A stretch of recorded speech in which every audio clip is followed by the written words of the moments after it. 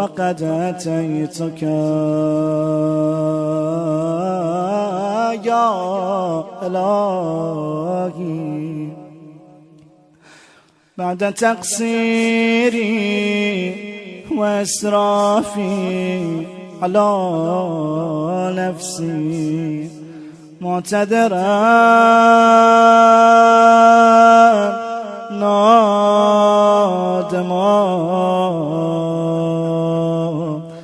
منكسرا مستقيلا مستغفرا منيبا مقرا مذعنا معترفا لا أجد مفرا مما كان مني ولا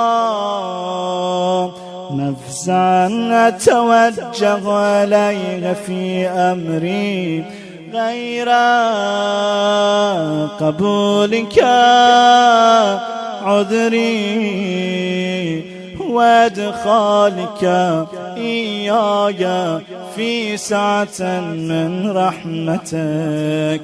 اللهم فاقبل عذري